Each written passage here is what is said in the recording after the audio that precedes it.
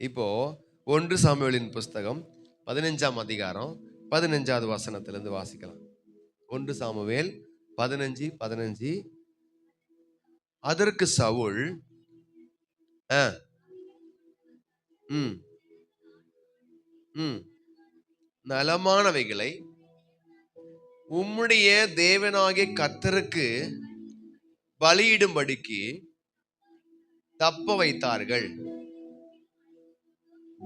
என்றான். அதாவது 14வது வசனத்தில் நீங்க வாசித்து பார்த்தீங்க அப்படின்னா, அதற்கு சாமுவேல் அப்படியானால், அதாவது 13 வசனத்திலே சாமுவேல் சவுலிடத்தில் போனான்.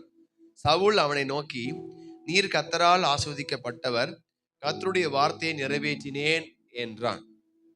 சவுல் சாமுவேலுக்கிட்ட என்ன சொல்றான் அப்படின்னா, நீங்க சொன்ன வார்த்தையை நான் நிறைவேற்றிட்டேன். என்ன சொன்னீங்க அப்படின்னா, நீங்க போய் அமலேக்கியருடைய பட்டணத்துல போய் ஒண்ணு விடாம எல்லாத்தையும் சூறையாட வேண்டும், சுட்டரிக்க வேண்டும், அங்க ஒண்ணும் உயிரோடு இருக்க கூடாது அப்படின்னு சொன்னார்.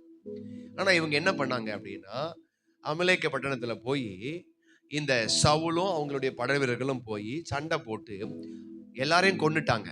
ஆனா என்ன செஞ்சாங்க அப்படின்னா, நலமானது, கண்ணுக்கு பிடிச்சது, அவங்களுக்கு இதெல்லாம் கொண்டுட்டா நமக்கு வேஸ்ட் இல்லை அப்படின்னு நினைச்சது, இதை எல்லாத்தையும் என்ன பண்ணிட்டாங்க அப்படின்னா தங்களுக்கென்று ஒதுக்கிக்கிட்டாங்க. ஆனா சாமுவேல் ஆகிய தீர்க்கதரிசி போய் சவுலை பார்க்கிறார். சவுலை பார்த்தோன்னே சவுல் சொல்றாரு, நீர் கர்த்தரால் ஆசீர்வதிக்கப்பட்டவர், கர்த்தருடைய வார்த்தையை நிறைவேற்றினேன் என்றான். அதற்கு சாமுவேல் கேட்கிறாரு, அப்படியானால் என் காதுகளில் விழுகிற ஆடுகளின் சத்தமும் எனக்கு கேட்கிற மாடுகளின் சத்தமும் என்ன என்றான். எல்லாத்தையும் கொண்டு போட்டுட்டேன்னு சொல்லிட்டாரு சவுல். இப்போ யாருக்கிட்ட? சாமுவேல் கிட்ட. ஆனா சாமுவேல் கேட்கிறாரு, ஏம்மா நீ கொன்னுட்டேன்னு சொல்ற, என் காதுல ஆடும் மாடும் சத்தம் கேட்குது, அது என்னதுன்னு கேட்கிறார். உடனே சாமுவேல் சொல்ற சாக்கு சொல்றாரு பாருங்க, சாக்கு போக்கு என்ன அப்படின்னா, அப்பொழுது அதற்கு சவுல் அமலேக்கியரிடத்திலிருந்து அவைகளை கொண்டு வந்தார்கள். ஜனங்கள் ஆடு மாடுகளில் நலமானவைகளை உம்முடைய தேவனாகிய கர்த்தருக்கு பலியிடும்படிக்கு தப்ப வைத்தார்கள், மற்றவைகளை முற்றிலும் அழித்து போட்டோம் என்றார். அதாவது இந்த 2 வார்த்தை நல்லா கவனிக்கணும். அதுல 2வது பகுதி என்ன சொல்லுதுன்னா, அமலேக்கியரிடத்திலிருந்து அவைகளை கொண்டு வந்தார்கள் அப்படின்னு சொல்றாரு. ஆனா மற்றவைகளை முற்றிலும் அழித்து போட்டோம் அப்படின்னு சொல்றாரு. கொண்டு வந்தார்கள், அழித்து போட்டோம். அழிக்கிறத மட்டும் நான் அவரை சேர்த்துக்கிட்டாரு, எல்லாத்தையும் அழிச்சிட்டோம் அப்படின்னு. கொண்டு வந்ததுல தன்னை சேர்க்கல. அவர் அறியாம ஆடு மாடையும் ஓடிட்டு வர முடியுமா? ராஜாவை அறியாம ஆடையும் மாடையும் இவங்க எல்லாரும் ஓடிட்டு வர முடியுமா தன்னுடைய சொந்த தேசத்துக்கு? முடியாது. ஓட்டி கொண்டு வந்ததை மட்டும் சவுல் மேல, யாரு மேல போட்டாச்சு? படை வீரர்கள் மேல போட்டாச்சு. அழித்ததை யாரு மேல போட்டுக்கிட்டாரு? எல்லாரும் சேர்ந்து அழிச்சிட்டோம், மீதியெல்லாம் அழிச்சிட்டோம். இது எதுக்குன்னு கேட்ட உடனே, சத்தம் கேக்குது, அது என்னதுன்னு கேட்ட உடனே கொண்டு வந்தாங்க அப்படின்னு சொல்லிட்டு, உடனே நம்ம சில டைம் தப்பிக்கிறதுக்கு பதில் சொல்லுவோம் பாத்தீங்களா? தப்பிப்பதற்காக சில சாக்கு போக்குகள் சொல்லுவாங்க பாத்தீங்களா? அப்படிதான் நம்மளை தப்பிப்பதற்காக ஒரு சாக்கு. அது யார் சாக்கு அப்படின்னா, இனி பாஸ்டர் வாயை தரக்கூடாது அப்படிங்கிற மாதிரி ஒரு சாக்கு சொல்லிடுவாங்க. ஏன் 7 நாளா ஜெபம் நடந்து வரல? அது வீட்டுக்காரர் வீட்டிலேயே இருந்தார். இனி பாஸ்டர் ஒன்றும் கேட்க மாட்டார்ல. வீட்டுக்காரர் வீட்டிலேயே இருந்தாருன்னா அடிச்சு போடுவாரு, சண்டை போட்டுருவாரு, திட்டுவாரு, கோவப்படுவாரு அப்படின்னு சொல்லுவாருங்க. அதனால பாஸ்டர் ஒன்றும் கேட்கவே மாட்டாருன்னு சொல்லி வாயை புருஷனை வச்சு அடைச்சிடுவாங்க.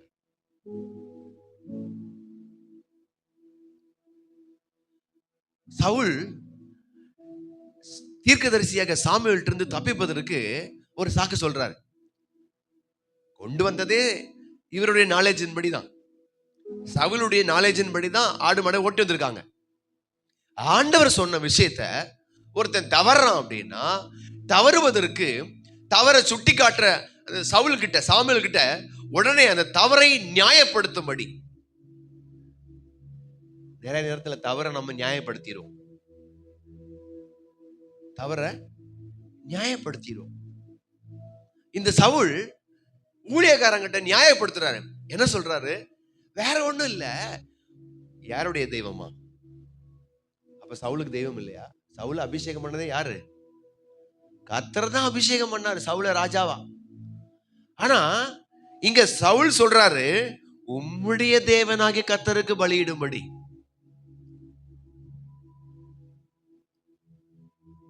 எவ்வளவு நேக்கா, நம்முடைய தேவனாகுக்கு அப்படின்னு சொல்லிட்டா கூட வேற மாதிரி ஆயிடக்கூடாதுன்னு சொல்லி உம்முடைய தேவனுக்கு ஸ்பெசிபிக் பண்றாரு, குறிப்பிட்டு சொல்றாரு. இதுல நம்ம நல்லா புரிஞ்சுக்க வேண்டியது, ஒருவன் தப்பி கொள்ளும்படி, அதாவது கர்த்தர் சொன்ன வார்த்தையை மீறி செய்துட்டு அந்த வார்த்தையை மீறத நியாயப்படுத்துவதற்கு சில விஷயங்களை சொல்றாங்க. அப்படிதான் சவுல் சொல்றாரு, ஒண்ணும் இல்ல, கொண்டு வந்தது எதுக்குன்னா இது கர்த்தருக்கு பலியிடுவதற்கு. நிறைய திருடர்கள்லாம் பார்த்துருக்கீங்களா? திருடிட்டு வந்து கொஞ்சம் பைசாவை எங்க கொடுப்பாங்க? கோயில்ல கொண்டு போட்டுருவாங்க. ஏன்? ஆண்டவரே, கடவுளே, திருட்டுல உமக்கு ஷேர் போட்டுறேன், அப்ப என்ன நீங்க தண்டிக்க மாட்டீங்கல்ல அப்படின்னு ஷேர் போட்டுறாங்க கோயில்ல, ஆலயத்துல. நியாயப்படுத்துவது, தவறை நியாயப்படுத்துவதற்கு அதுக்கு ஒரு சாக்கு. ஏன் ஞானஸ்தானம் தான் எடுக்கல, காலம் தாண்டிட்டே அப்படின்னு கேட்டோம் அப்படின்னா, எடுக்கலாம், கொஞ்சம் வீட்டுக்காரர் சரியாகட்டும், கொஞ்சம் அது இந்த பேச்செல்லாம் கொஞ்சம் குறைக்கணும். நம்மளை நம்ம மாத்த முடியாம தள்ளி தள்ளி போட்டா நம்மளை நம்ம சரி பண்ண முடியல. சாக்கு யாரு? ஆட தெரியாதவனுக்கு மேடை கோணன்ற மாதிரி நம்ம சாக்கு சொல்லிட்டே இருப்போம். எத்தனை நாள் தான் சாக்கு சொல்றது? ஜெபம் பண்றதுக்கு ஒரு சாக்கு, பைபிள் வாசிக்கிறதுக்கு ஒரு சாக்கு, ஆராதனைக்கு வரத்துக்கு ஒரு சாக்கு, படிக்கிறதுக்கு ஒரு சாக்கு, வேலைக்கு போறதுக்கு ஒரு சாக்கு, ஸ்கூலுக்கு போறதுக்கு ஒரு சாக்கு. அடுத்த வருஷம் போறேன், அடுத்த மாசம் போறேன், செல் நோன்றியாமா அங்க,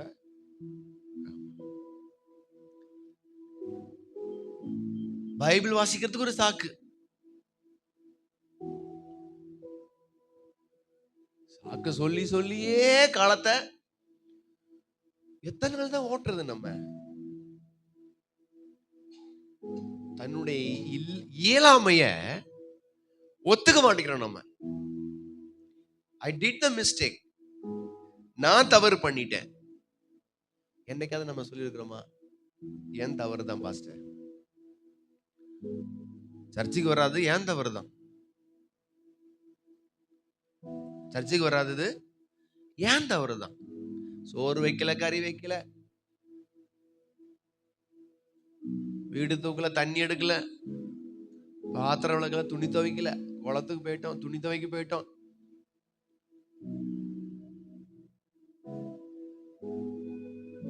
இப்படியே நம்ம எத்தனை நாள் தான் சொல்றது? ஹல்லேலூயா, ஹல்லேலூயா. ஆனா நல்லா புரிஞ்சுக்கோங்க, அப்பொழுது சாமுவேல் என்ன பண்றாரு பாருங்க, 16 வசனத்துல சாமுவேல் அந்த அந்த பேச்சு பாருங்க. அப்பொழுது சாமுவேல் அந்த பேச்சை விடும், கர்த்தர் இந்த ராத்திரியிலே எனக்கு சொன்னதை உமக்கு அறிவிக்கிறேன் என்று சவுலோட சொன்னான். சொல்லுன்னு சொன்னான். என்ன தெரியுமா? நீர் உம்முடைய பார்வைக்கு சிறியவராய் இருந்த போது அல்லவோ இஸ்ரவேல் கோத்திரங்களுக்கு தலைவரானீர்.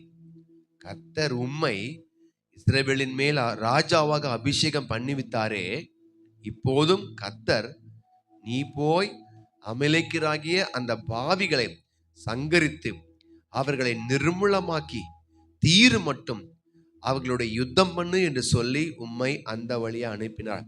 இப்படி இருக்க நீர் கர்த்தருடைய சொல்லை கேளாமல் கொள்ளையின் மேல் பறந்து கர்த்தருடைய பார்வைக்கு பொல்லாப்பானதை செய்தது என்ன? நல்ல கவனமா கேட்டுக்கணும். நம்முடைய இயலாமையை, நம்முடைய தவறை, நமக்கு அந்த பாவத்துல விழாம இருக்க முடியும், இருக்க முடியும். நமக்கு அந்த கெட்ட வார்த்தையை பேசாம இருக்க முடியும், இருக்க முடியும். ஆனா நம்ம யார சொல்லுவோம் அப்படின்னா, ஏன்பா அப்படி பேசுன, நான் சும்மாதான் இருந்தேன் மாஸ்டர், அவங்க என்ன அவ்வளவு டென்ஷன் படுத்திட்டாங்க, அதுக்கப்புறம் நம்மளால சும்மா இருக்க முடியல. யார சொல்லிடுவோம்? ஆமா, அவங்கள போட்டுருவோம். நான் அமைதியா தான் போயிட்டு இருந்தேன், ஸ்கூலுக்கு ஒழுங்கா தான் போயிட்டு இருந்தேன், டியூஷனுக்கு ஒழுங்கா தான் போயிட்டு இருந்தேன், சர்ச்சுக்கு ஒழுங்கா தான் வந்துகிட்டு இருந்தேன், அந்த பக்கத்து வீட்டுக்காரங்க சும்மா என்கிட்ட பேசி பேசி நேரத்தை என்ன அப்படியே பேசி பேசி எனக்கு டைம் போனதே தெரியாம போயிட்டு மறந்துட்டேன், சர்ச்சையை மறந்துட்டேன். ஒரே தலைவலி, ஒரே காய்ச்சல், இப்படி பல விதங்களில் நம்முடைய அவர் சொல்றாரு பாருங்க, சிறுவனா இருக்கும் போதல்லவா அபிஷேகம் பண்ண கர்த்தர், நீ துன்பத்தில் இருக்கும் போதல்லவா உன்னை ரட்சித்து கொண்டார் கர்த்தர், உன் நெருக்கத்தில் அல்லவா கர்த்தர் உன்னை மீட்டு கொண்டார். ஆனா எப்ப என்ன சொல்ற, சாக்கு சொல்ற, அப்படி ஒரு சாக்கு இப்படி ஒரு சாக்கு, அதெல்லாம் அவருடைய பார்வையில விஷனமா இருக்கும், விஷனமா இருக்கும். ஹல்லேலூயா, ஹல்லேலூயா. ஆனா ஒண்ணு சொல்றாரு, நீ சாக்கு போக்கு சொல்லிட்டே இரு, சாக்கு போக்கு சொல்லிட்டே இரு, வரும்போதும் அவர் வரும்போதும் சாக்கு போக்கு தான் சொல்லுவோம். அந்த 10 கன்னிகையில 5 கன்னிகை மாதிரிதான். அவர் எப்ப வருவார்னு தெரியாது, வர்றது தெரியும், வருவார்னு தெரியும், எப்பொழுதும் ஆயத்தமா இருக்கணும். ஆனா அந்த டைம்ல ஆண்டவரே வீட்டு வரைக்கும் போயிட்டு வரேன்,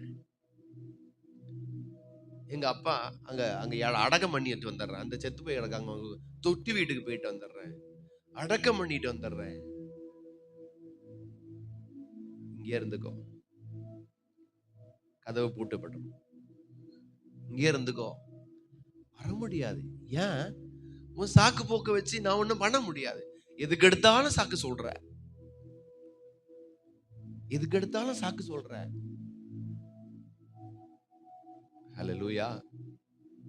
ஒரு கடைசி சொல்றாரு பாருங்க, சவுல் இப்படி இருக்க, அது 20வது வசனம், சவுல் சாமுவேலை நோக்கி, நான் கர்த்தருடைய சொல்லை கேட்டு கர்த்தர் என்னை அனுப்பின வழியாய் போய் அமலேக்கின் ராஜாவாகிய ஆகாபை கொண்டு வந்தது, அமலேக்கியரை சங்காரம் பண்ணினேன், ஜனங்களோ உம்முடைய தேவனாகிய கர்த்தருக்கு கில்காலிலே பலியிடுவதற்காக கொள்ளையிலே சாபத்தீடாகும் ஆடு மாடுகளே பிரதானமானவைகளை பிடித்து கொண்டு வந்தார்கள் என்றான். அதற்கு சாமுவேல், கர்த்தருடைய சத்தத்திற்கு கீழ்ப்படி அதை பார்க்கிலும் சர்வாங்க தகனங்களும் பலிகளும் கர்த்தருக்கு பிரியமா இருக்குமோ, பலியை பார்க்கலும் கீழ்ப்படுதலும் ஆட்டுக்கடாக்களின் நினத்தை பார்க்கலும் செவி கொடுத்தலும் உத்தமம்.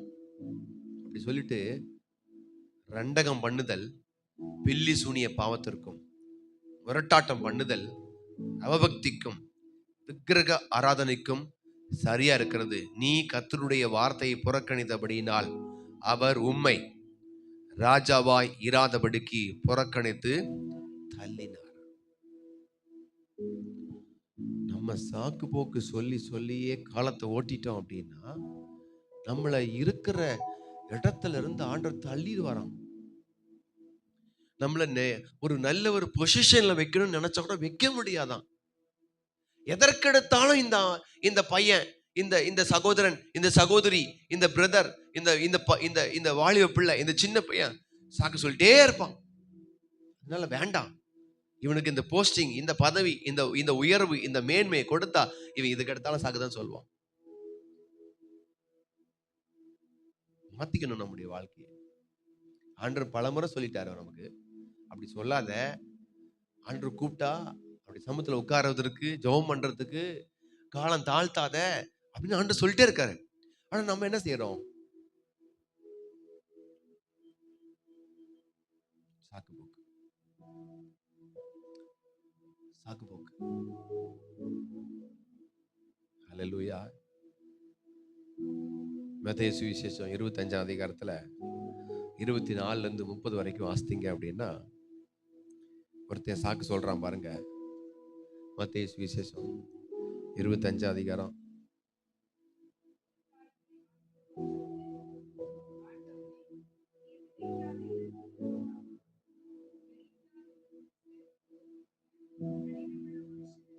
அவர் சொல்றான் பாருங்க, மத்தேயு சுவிசேஷம் 25ஆம் அதிகாரம் 24ல இருந்து 30 வரைக்கும் அவர் சொல்றாரு. என்ன சொல்றாரு?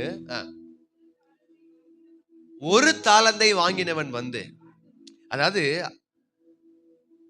தங்கிட்ட ஒரே ஒரு கிஃப்ட் தான் இருக்கு. ஒரு தாலந்தை வாங்கினவன் வந்து, ஆண்டவனே,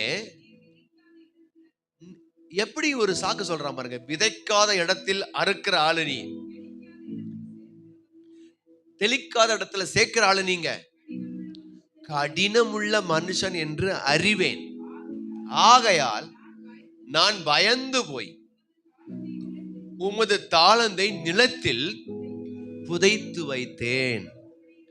இதோ உம்முடையதை வாங்கிக் கொள்ளும் என்றான். பாருங்க, தன்னுடைய எஜமான் விதைக்காத இடத்துல அறுக்கிறவர், தெளிக்காத இடத்துல சேர்க்கிறவர், அதுன்னு சொல்றான் கடினம் உள்ள மனுஷன். கடினம் உள்ள மனுஷன் அப்படின்னா நம்ம பயந்து அந்த தாளந்தை பயன்படுத்துவோம், பயன்படுத்த மாட்டோமா?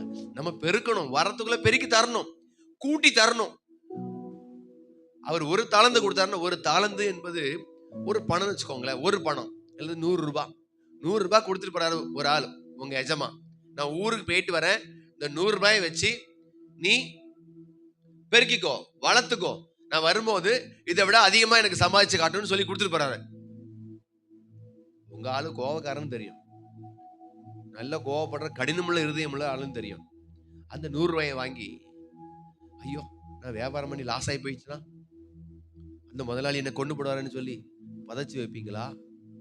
இல்லைன்னா வந்து அப்படியே வச்சிருக்கானே, கொடுத்ததை யூஸ் பண்ணாம வச்சிருக்கானே அப்படின்னு சொல்லி வருத்தம் உங்களை குறிச்சு வேதனைப்படுவார் நினைச்சு வியாபாரம் பண்ணுவீங்களா? அதை பெருக்குவீங்களா? இல்ல அப்படியே போட்டு வச்சிருப்பீங்களா? ஒண்ணுமே கேட்காத ஆளு, அவர் ஒண்ணும் கேட்க மாட்டாரு, கொடுத்தா வாங்கிக்குவாரு அப்படின்ற ஆளா இருந்தா நம்ம பதச்சு வைக்கலாம், இல்லைன்னா உள்ள வைக்கலாம். அப்படியே வச்சிருந்து, ஆண்டவரே இல்ல எஜமானே நீங்க கொடுத்த இந்த 100 ரூபாய் அப்படின்னு சொல்லிடலாம். ஆனா இவன் சொல்றான் பாருங்க, நீ விதைக்காத இடத்துல அறுக்கிற ஆளு, தெளிக்காத இடத்துல சேர்க்கிற ஆளு, கடினமுள்ள இருதயம், கடினமுள்ள மனுஷன் அறிவேன், அதனால உம்முடைய பணத்தை பதச்சு வச்சிருக்கேன், இந்தாங்க. உம்முடைய தாளந்த, நீங்க கொடுத்த தாளந்த பதச்சு வச்சிருக்கேன், இந்தாங்க அப்படின்னு கொடுக்க. தன்னுடைய சோம்பேறித்தனத்தை, தன்னுடைய புத்தி கூர்மையை பயன்படுத்தாதவன், தன்னுடைய சோம்பேறித்தனத்தை வெளியே காட்ட முடியாதவன், தான் உழைக்கணும்னு நினைக்க கூடாதவன், தன்னுடைய இயலாமையை வெளியே காட்டாம யார குற்றப்படுத்துறான்? எஜமான குற்றப்படுத்துறான்.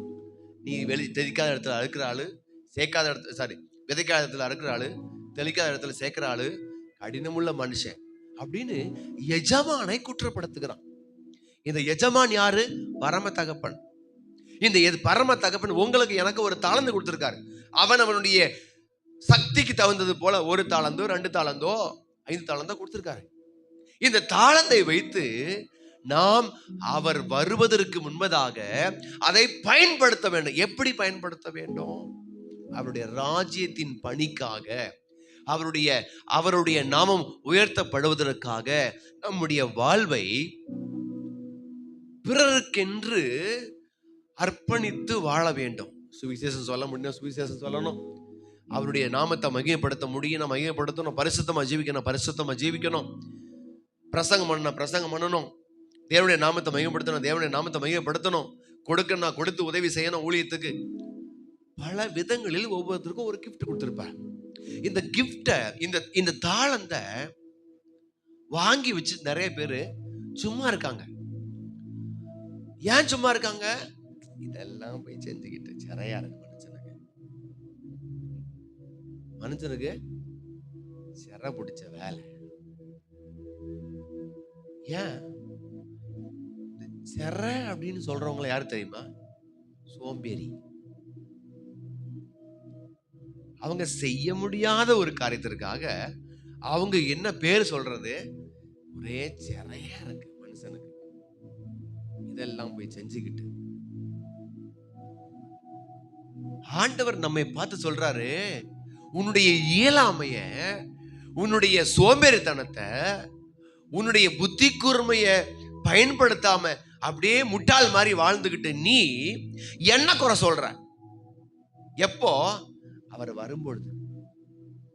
அவர் வரும்பொழுது அவர் சொல்றாரு பாருங்க, இந்த புத்தகத்துல அந்த மத்தேயு சுவிசேஷம் 30வது அதிகாரத்தை நீங்க வாசித்து பார்த்தீங்கன்னா தெரியும். 30 அதுல அவர் என்ன சொல்றாருன்னா, 30க்கு மேல உள்ள வாசித்து பார்த்தீங்கன்னா தெரியும்.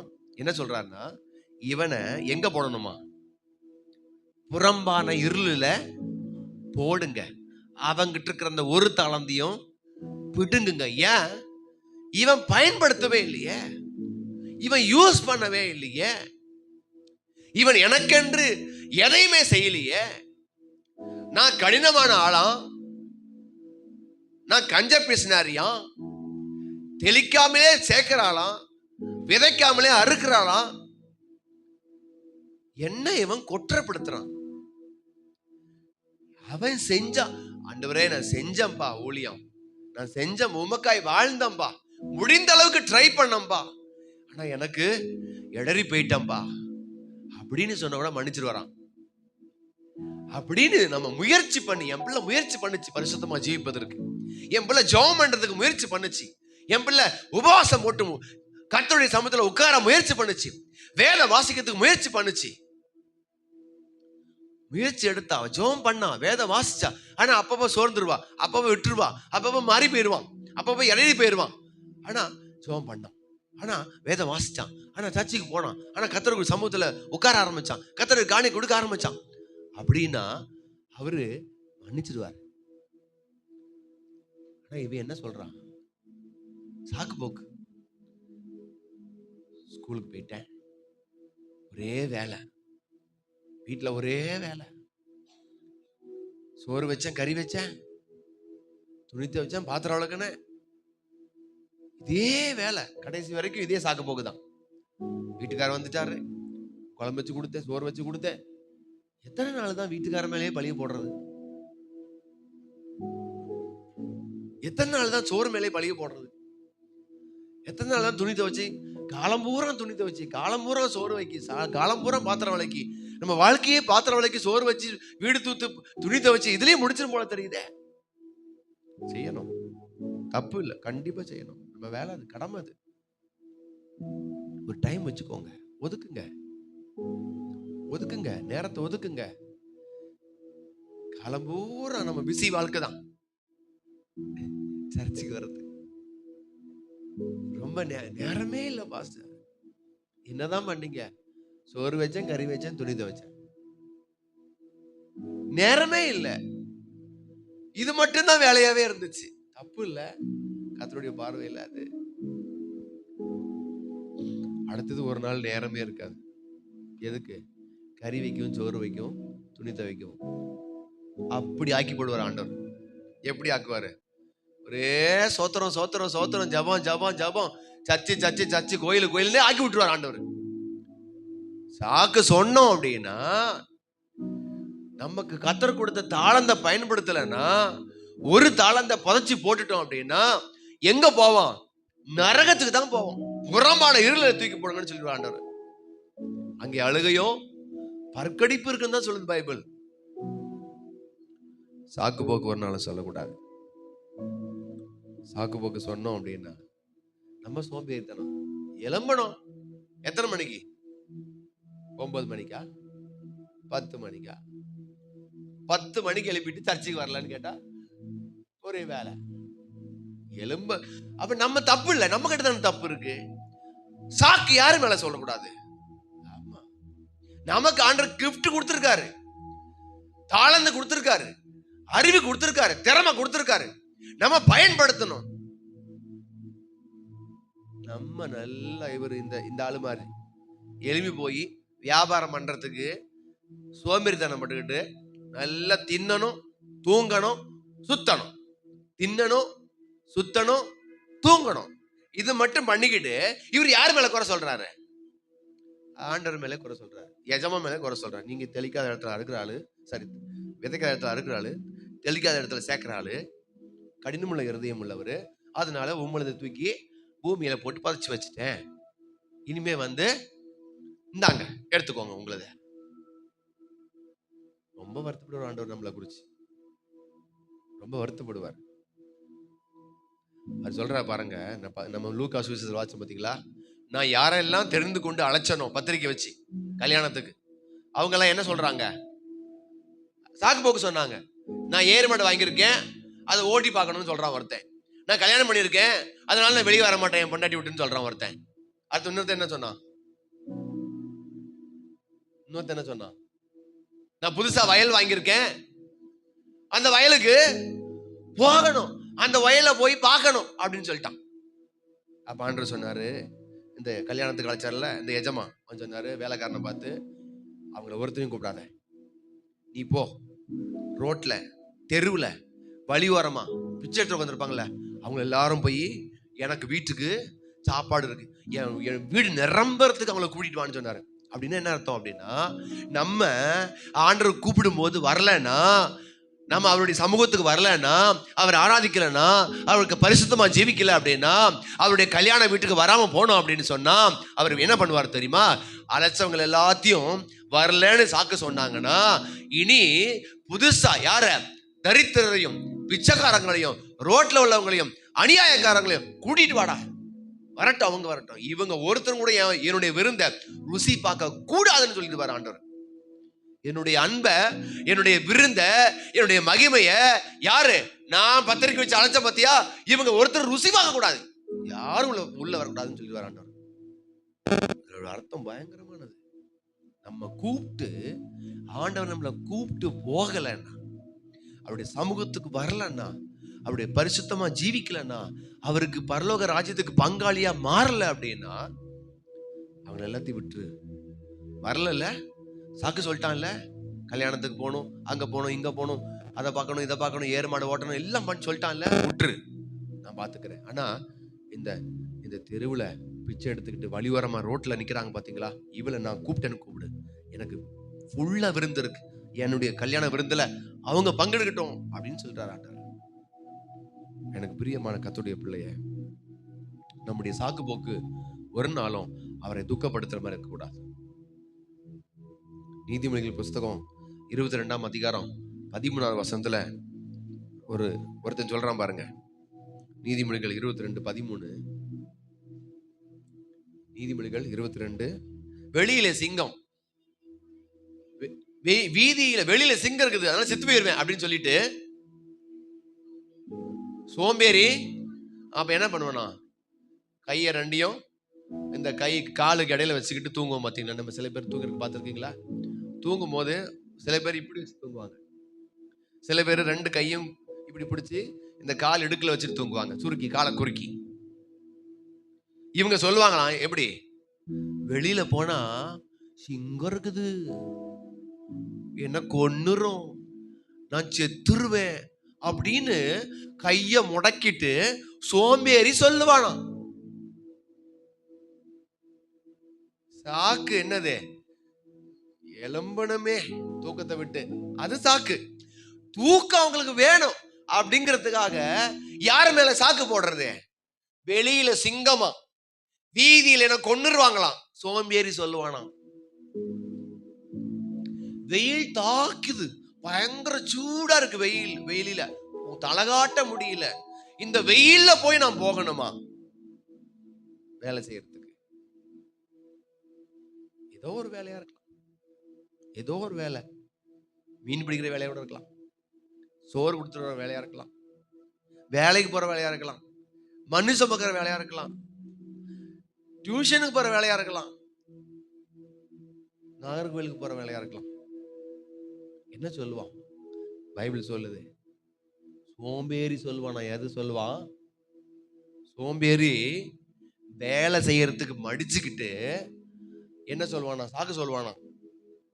கை வலி, கால் வலி, ராத்திரி பூரா தூங்கல, உறக்கமே இல்ல, எதையாவது சொல்லுவான். என்னத்துக்கு?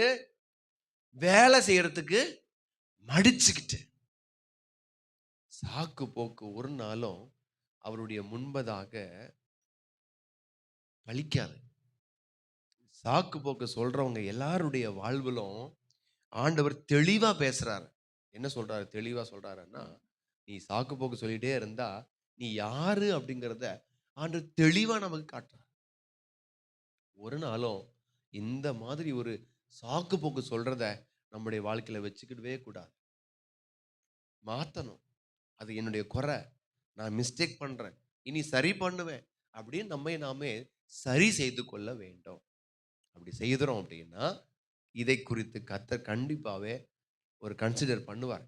இல்லை, என் பிள்ளை ட்ரை பண்றா, என் பிள்ளை முயற்சி எடுத்தா, என் பிள்ளை, என் பையன், என்னுடைய மகள், என்னுடைய மகன் இதெல்லாம் செஞ்சான், கன்சிடர் பண்ணுவார். அதை விட்டுட்டு தினந்தோறும் இப்படியே சொன்னீங்கன்னா அது சவுல் நடந்த மாதிரி தான் நடக்கும் நமக்கு. சவுல், அடுத்தது இந்த ஒரு தாளந்து வாங்கினவன், இவங்கெல்லாம் சொன்னாங்க பார்த்தீங்களா? அப்படிதான் புறம்பான இரு ராஜ மேன்மை போயிடும். சாக்கு போக்கு சொல்லி நம்முடைய வாழ்வில் ஆசீர்வாதங்களை இழந்து விடக்கூடாது. ஜெபிக்கலாமா? கண்களை மூடி.